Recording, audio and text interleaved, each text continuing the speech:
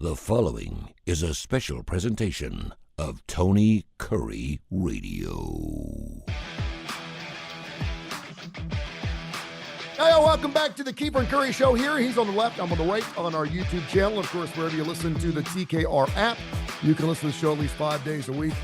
Listen to it as many times as you want. We do have people that sometimes listen to it and they're like, did Kip just say what I thought he said? And they go back and listen again. Usually you're right. Of course, you can hear him do a show called Need to Know, which is another one of the shows that there's no head scratching. It's more like just sticking fingers in your eyeballs, talking about how patriotic you are. I love that. There is nothing more patriotic in this country. Well, there are. The Major League Baseball. And while we record this show here on the 16th of June, or the 17th, I don't even know what day is it. The 17th of June, and my days are all messed up. Mm-hmm. We've got Major League Baseball coming to town here this week for the Rickwood Classic to remember the Negro Leagues. And it's just, I mean, it's a perfect fit because it is the Field of Dreams game, when they start that? About 10, 15 years ago or something like that? It's been a while, right? Not that long ago. I'd say 5 or 6 years ago. Well, I say 5 or 6 years because now at this age, whenever I say 5 or 6, I just double it, and I'm usually spot on. So yeah, it's probably 10. Probably 5 to 10 years ago. And it's really good. And, you know, they did it at the original ballpark, which I think still exists. They did it at another ballpark, which wasn't the original ballpark, but and I think they built another ballpark in Iowa that was supposed to look like that or something like that. I don't know. And so lo and behold, they find the oldest ballpark in the world, that being Rickwood. And that's hard to believe. And it really is something that I, as a baseball fan, I embrace. And I wasn't friends of Rickwood. I know our good friend Ben Cook was a big yes, he was owner to that and got behind that. And I know there's a small group of individuals, and I think it's like $140,000 annually where they have to swap paint on that thing to make sure it stays up. I know there's high school games played there. I don't know if any colleges play there. I know the Birmingham Barons do. The Barons used to play there.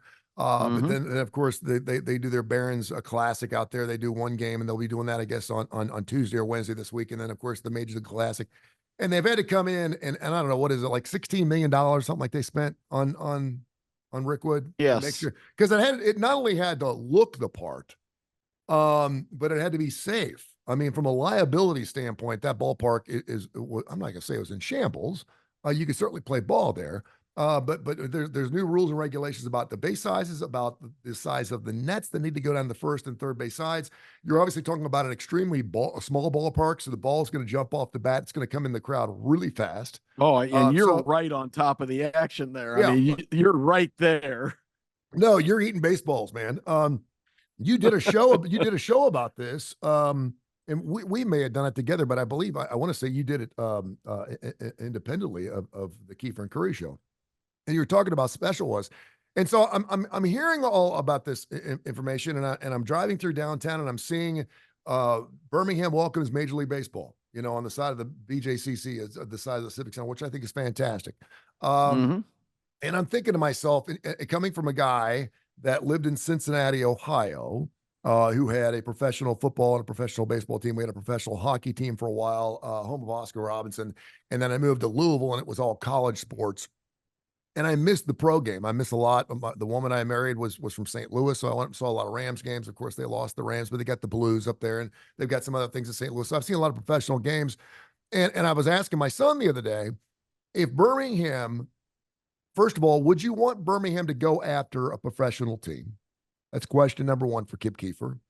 Number two, if we went after a professional team, and we do have a contingent of business people here in this town that are movers and shakers. Okay, don't think it can't happen. There's a reason why this money was spent into the reformation or the remodelization of the BJCC.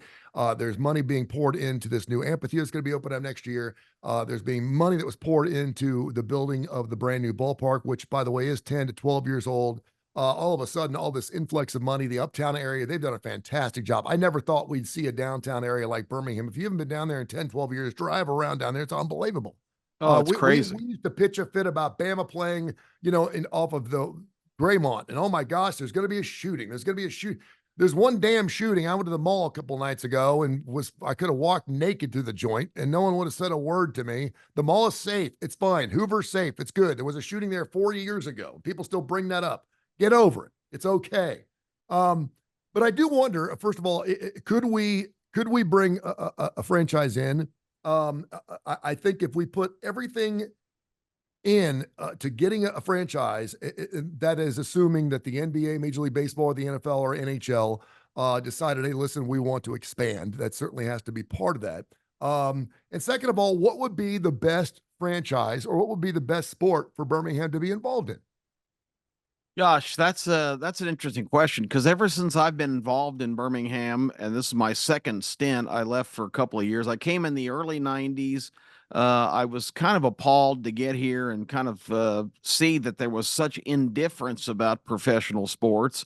I did a show recently on WJOX on a Saturday morning, and I was talking about this very subject of, this is the time of year we've got the NBA playoffs going on, we have the NHL playoffs, we have baseball, and I posed the question on that show, and it's a Saturday morning early show. It's going to be really hopping at football season.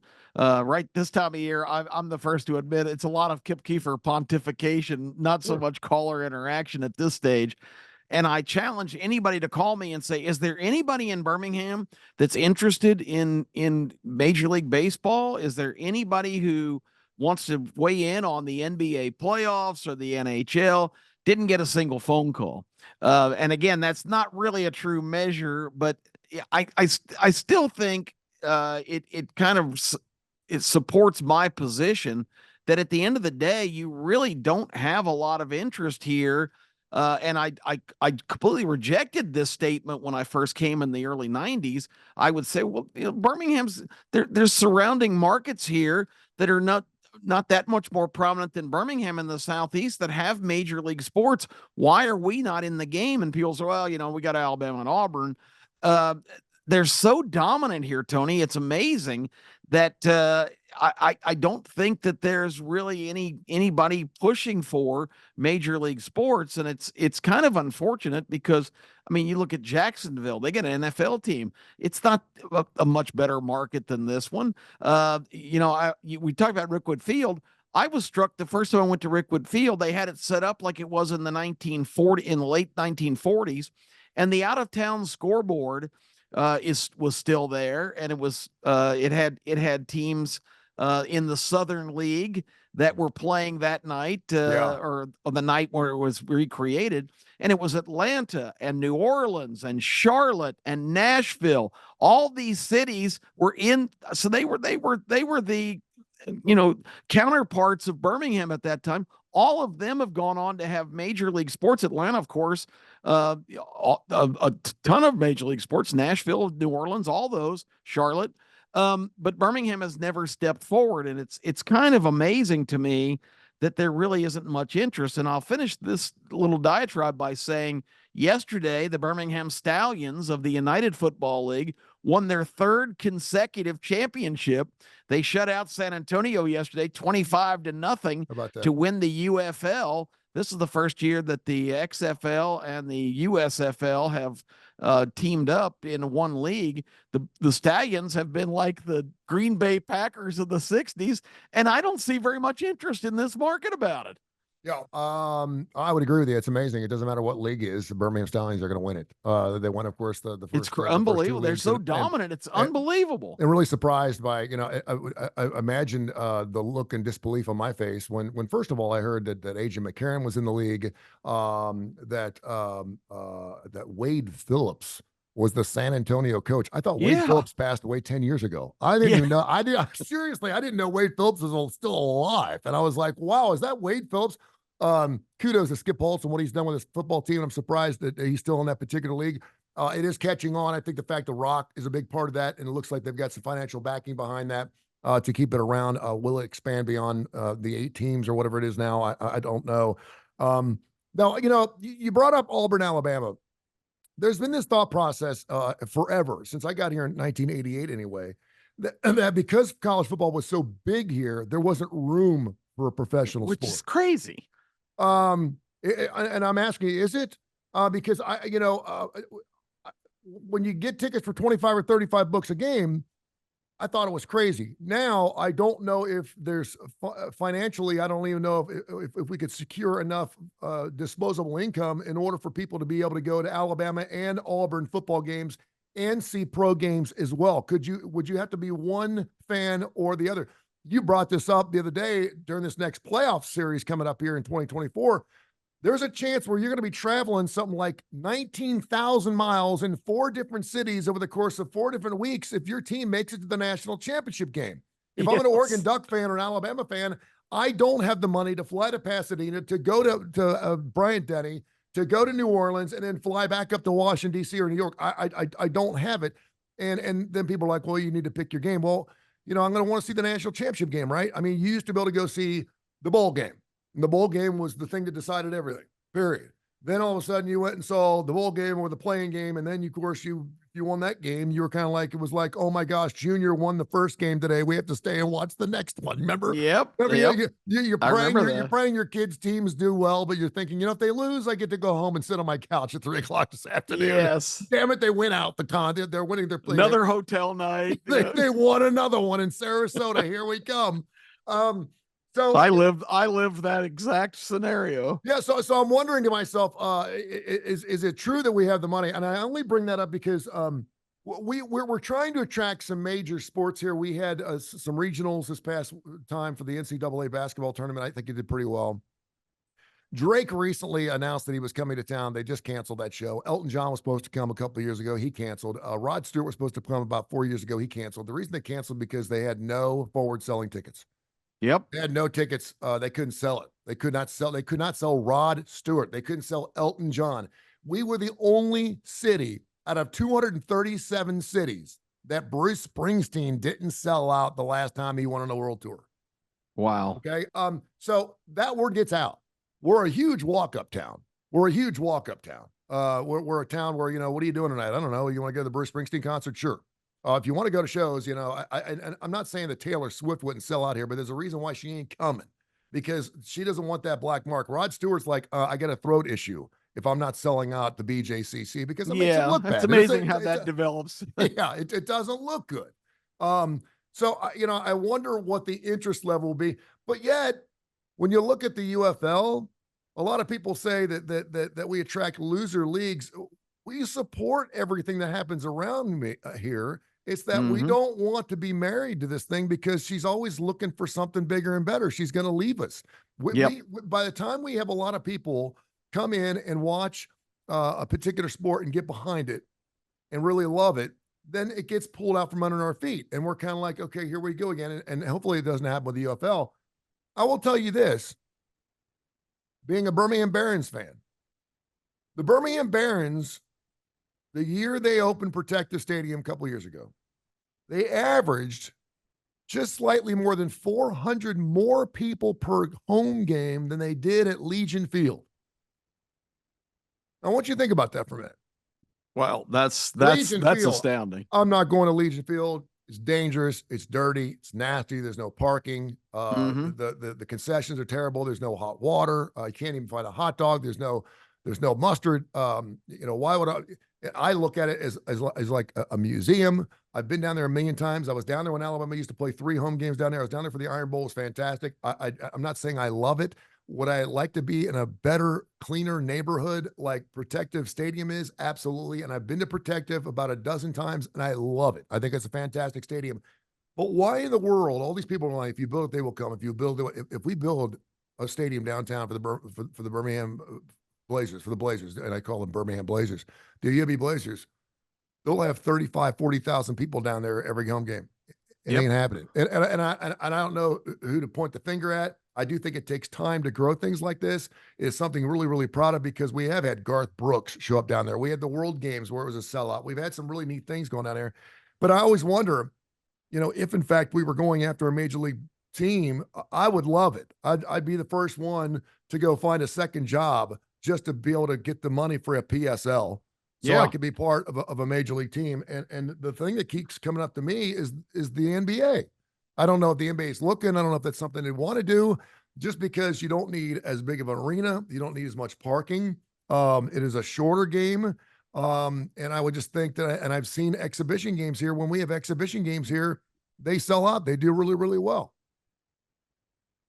Yeah, I of the major sports, and well, let's first talk about this UFL thing. I went to one game this year. It was on a Saturday night. The tickets were cheap as hell. Compared, I'm used to paying in modern day times, going to Stanley Cup playoff games and NFL games. Tony, I mean, the price of tickets is now, conservatively, you got to pay $500 or $600 to get a decent ticket to any game, in the big leagues. The UFL was a bargain. It was cheap. It's still a new stadium that's easily accessible. But it was shocking to me that they had like a whole, I'd say a third of the stadium blocked off, with no seating at all. And I can only assume that was for TV purposes, Yes. to show full stands on the sides that were occupied. You are correct. So Protective Stadium only seats about 40,000, so they really only made about 25,000 seats accessible for that game and didn't even sell that out. It's a cheap price. It's a team that never loses and is dominant. And nobody really is very interested in it. And it's really a staggering thing when you see the absolute go down to Tuscaloosa or Auburn on a game day and look at the reception there. I told you I kind of rejected the myth originally that these teams just completely command the entire market and the complete attention span of Alabama sports fans. But the more I've been around it and the more I've experienced it, I think that's right. And I think it's a phenomenon I've never seen anywhere, and I've lived all over the country. I've never seen anything like it.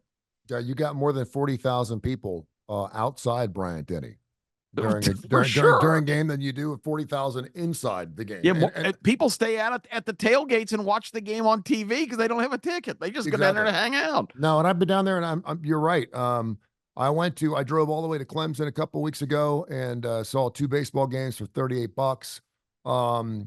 No, and I think that's maybe why some people are more willing to go now to. And I went to the Regions, not the Regions Classic, but the ball game at Regions Field, not the one downtown, but the one out in Hoover, the Hoover Met. Yeah. And again, saw 4 baseball games for like $12 a piece, which was fantastic. The SEC baseball tournament. Mm-hmm. It's only a matter of time before they start popping those ticket prices because they are selling out. They did the best, and they didn't have Auburn, Alabama in it this year, or Alabama was in one game and still end up selling out. And I don't know, had like 400,000 people there. So, listen, I know there's a supply and demand situation here, and I always just wonder, because there are a lot of movers and shakers in this town that would like to see us have a professional sports team.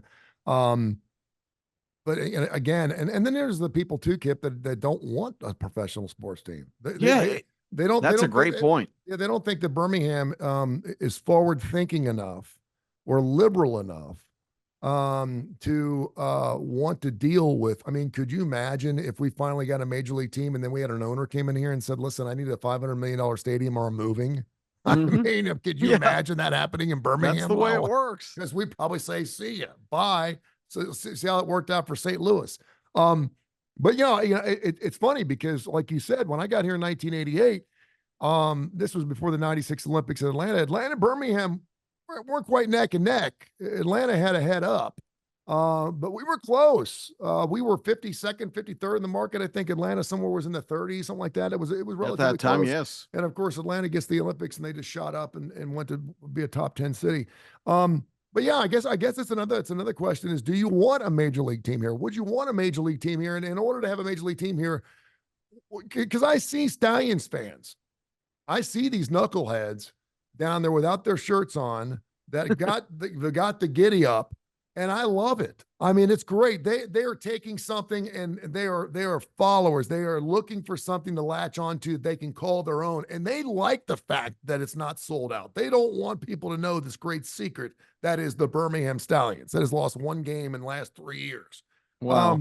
And so, you just wonder if that's something that, would people want that as well? I'm tired of traveling to major markets to go see Major League Baseball games. Yeah. And I don't mind going to Atlanta. We just shot down the lottery again. So if you want to go I just had a friend of mine her air conditioning went out and she drove all the way to Tennessee to get lottery Tickets. last night just so she could be in the AC for 4 hours. I mean, why are we so prehistoric? It just baffles me. I'll even cut it to another angle, Tony. I was a loud critic on all of my programs when Protective Stadium was being built, and take nothing away from the fact that it's a nice facility. But if you're going to make that investment, you've got to make the investment to the absolute max. That should be a bigger domed facility. You're the hometown, right? A block away from that stadium is the SEC corporate headquarters. If you put in a facility that could facilitate an NCAA tournament round, maybe a Sweet 16 instead of a opening round of 8.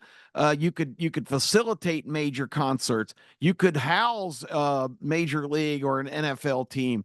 I think they really kind of, if you look at SoFi Stadium that was built, and not to compare LA and Birmingham, that's not fair, but SoFi Stadium was $5 billion. Yep. The Protective Stadium was $80 million. That's like building a shack instead of a mansion. I mean, it just kind of puts it in a correlation of, we're just kind of half-ass here, and I really don't understand why. No, the old moniker, build it and they will come. We're kind of like, start showing some interest in building it, and if someone says they like it, then we'll lay another brick. Yeah, exactly. I mean, we're just kind of laying bricks, and we're kind of looking around and making sure that people are still coming in the door. And as it goes, we add more money. And we haven't had the most trustworthy council people, mayors, not to say anything about Mayor Ruffin. I think he's doing a great job. We haven't had the most trustworthy people on city council and people, the government that actually runs not only Birmingham, but other municipalities and pretty much the whole state. Whenever something, and I remember when I first got here, there was this huge mill for the Birmingham Zoo. It was like $13 million, and people still don't know where the hell that went. It was $13 million. It was supposed to go to the zoo to make it this world-class zoo, and it ended up fixing traffic lights on 459. I don't know.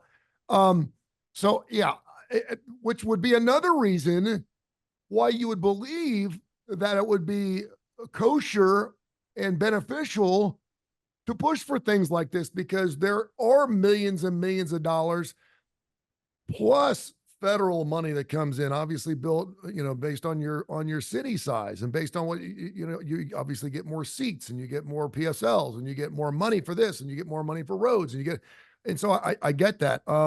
Yeah, there's a part of me that Birmingham maybe just doesn't want that, and maybe that's good enough for them. I mean, it used to be kind of fun when Las Vegas was the only place you could place a bet. Now you can do it, 2 hours away, or hell, you could do it 15 minutes away at the BRC. My computer screen. When I'm talking about sitting down and wanting to play a blackjack game and smoke a cigar, sure. You can't do that here.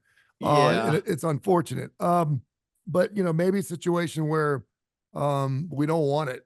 Maybe we don't want to deal with, I always try to analogize a beautiful, sexy woman somewhere. Some guy's tired of putting up with her shit.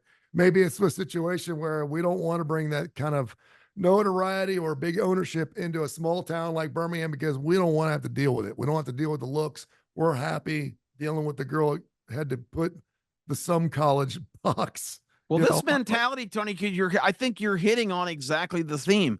For whatever reason, that mentality, Atlanta and Birmingham were absolutely comparable going into the 1960s. They were the same size. They had about the same infrastructure, the same population. And the airlines decided because the South is the next big, undiscovered land, we need a major airport to connect the southern United States and Florida. And the decision came down to Birmingham and Atlanta. Atlanta went all out to try to get it. Right. Birmingham went, that would be kind of disruptive. We really don't want that to happen here. Right. So the mentality you're describing goes back 60 years. It's always been kind of this, we really don't want to rock the boat and become a major metropolis. And there's some things, one of the reasons I like living here is because it doesn't take me an hour and a half to go 20 miles. In Atlanta, it's an absolute nightmare. So, you can't have it both ways, can you? You can't have it both ways. You can. And that is such a, important cliche in so many of these things we're looking at. People justify things on one side and then lament the fact that we don't have what's on the other side. But like you said, you can't have it both ways. You make your choices. Birmingham made its choices, and I guess we're doomed to live with that, or blessed to live with that, however you want to look at it, for the rest of time. Yeah, I agree with you. I mean, it's one of those things where if you don't like it here and it's not big enough, then you can move somewhere else. And Yep. I moved here 30 something years ago and gave it a year, and then I gave it another 2 years. And because the women were so beautiful and I was having a good time making decent money, I thought, well, I'll just stay here for a while. And next thing you know, it's been 40 years. Well, And I remember this guy named Larry Langford, he was talking about bringing the Olympics to Birmingham. I know. He wanted to build. Well, listen, Larry was a big now, thinker. Larry Langford, he was a huge thinker. Okay, you're the master of crystal ball times. When was he mayor? How many years ago was that? Let's see. I would say he was still mayor in the early 2000s. So, 20 years ago? Yeah. He had the big beluga whale line. Remember the big beluga whale line? He said, I do. He said one day Birmingham will have a beluga whale. And the Yes, he beluga whale is did. this big white looking whale thing that obviously they've got in Atlanta, they got in Nashville at the aquariums, Yep. which do really well. Chattanooga, by the way, has an aquarium that I've been to like 12 times. I love the Chattanooga Aquarium. It's in stinking Chattanooga, for gosh sakes. Now, Chattanooga. They got Chattanooga. Yeah, they've got the Rock City. They got all the great things. They get the choo choo. They got. It's a great tourist town. I get that. But when he said that 20 years ago, we were like, what? There is no way in hell Birmingham would ever have an aquarium here. Well, I'm telling you right now, if we wanted to have an aquarium by 2026, we could we'll figure it out. So we're moving in the right direction, I think. Yes. The McWayne Center is a world well-represented type of building that a lot of people talk around in the Southeast. We've got some really cool things here.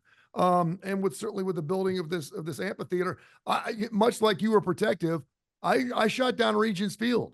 I was like, and maybe I was one of these old men sitting on the front porch, get off my lawn kind of guys, because I'm thinking you got a perfectly beautiful park at the Hoover Met, and it's unbelievably built. They keep it up. It sells out everywhere it goes. The Barons they love it. Why in the hell are we going downtown and building a brand new ball field when we've got this perfectly? Now, I didn't realize the political infrastructural differences, if you will, between, say, Hoover and Birmingham. Hoover is Hoover. If you do something in Hoover, it's staying in Hoover. It doesn't cross over any other jurisdictions. If you want to be in Hoover, that's fine, but your money's coming back to Hoover. Everything stays in Hoover. And I mean, I've gone out there with Stadium Trace, and the way they're building things out there, I don't know where the money's coming from. It's unbelievable.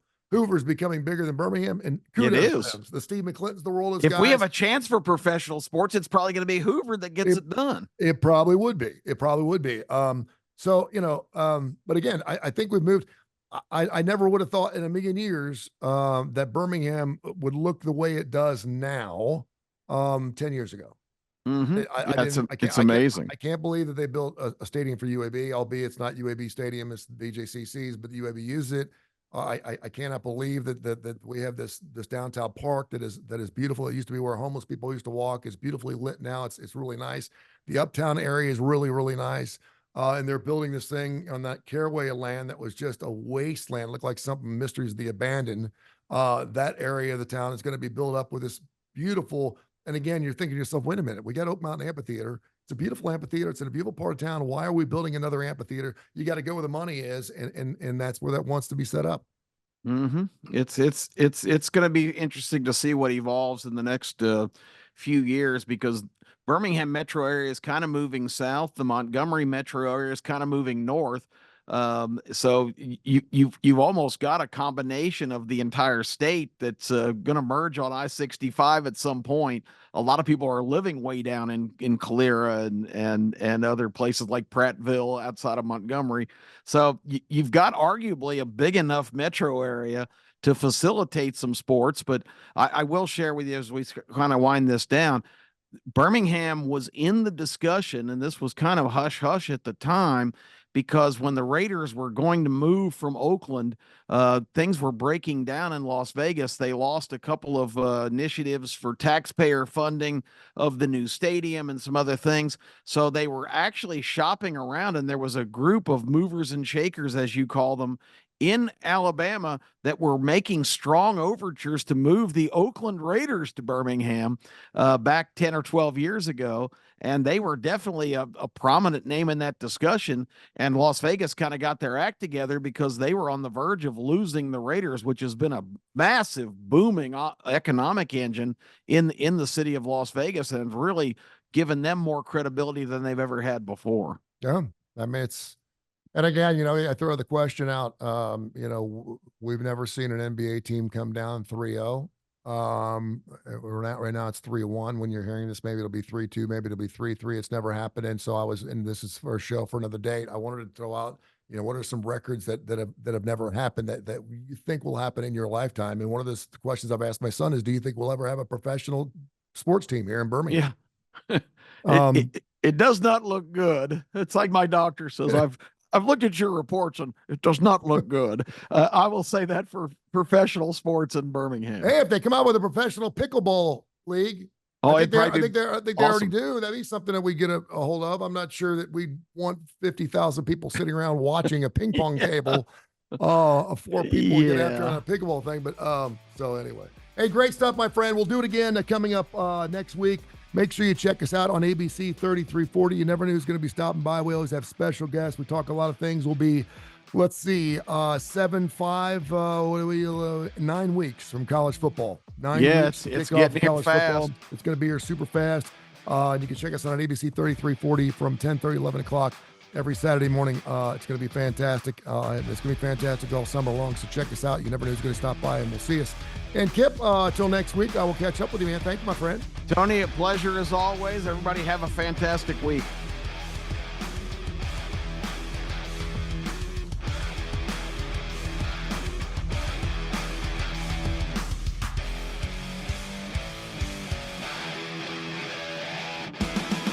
This has been a special presentation of Tony Curry Radio.